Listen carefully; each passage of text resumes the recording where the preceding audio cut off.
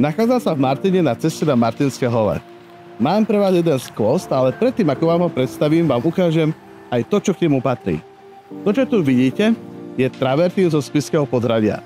Za týmto oporným múrom sa nachádza chovný rybník na hlavatky a pstruhy. Kto má rád teda dobré pečené ryby, je na správnom mieste. Poďte ale za mnou. Zakrátko budem stúpať alebo šľapať po týchto žulových kockách. Tuto je krásne napojenie čajničových kociek. No a za týmto oporným múrom, ktorý je z andezitu, z hornej štúdne, sa nachádza pivovársky potok. Ale tam ešte prídeme. Poďte.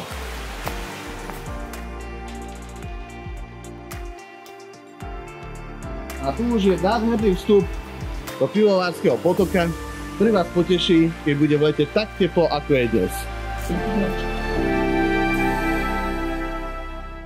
Prekrásna chata, ktorá sa nachádza za mnou, bola postavená priamo majiteľom v holandsko-nemeckom štýle. Je plná vychytávok, kde to za chvíľku uvidíte. Nachádza sa v úžasnej prírode, blízko pri potoku. Čo je dôležité, a to za chvíľku zistíte, táto chata má dušu. A čo dodáva tejto nehnuteľnosti život? Tak okrem klasických vecí, ako solárny ohrev, zásobník na teplú vodu, teplovzdušný krb, kachľová pec, masívne schodisko, optické pripojenie na internet, tu nájdete aj mnoho umeleckých prvkov. Napríklad táto krásna nika, ktorá zdobí túto stenu, alebo táto vitráž z umeleckých dielní Krivušovcov. Naozaj, v tejto chate je využitý každý centimetr štvorcový. Keď prídete, uvidíte.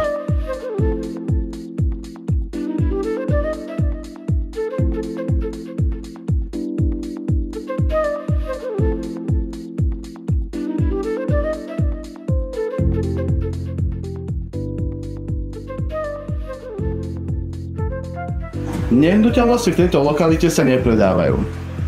Nehnuteľnosti v tejto lokalite sa jedine dedia.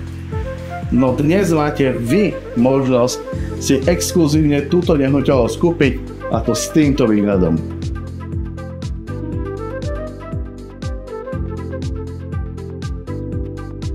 Na prvom poschodí sa nachádza tento rozprávkový balkón.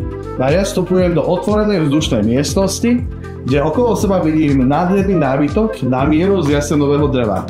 Čo je pre mňa veľmi zaujímavé, je, že sa tu nachádza aj toto nádherné kovanie, ktoré je pôvodom z kaštieľa.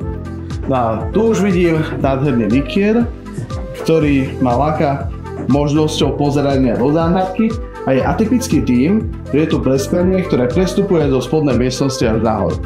To vytvára dojem veľkoleposti a otvorenosti.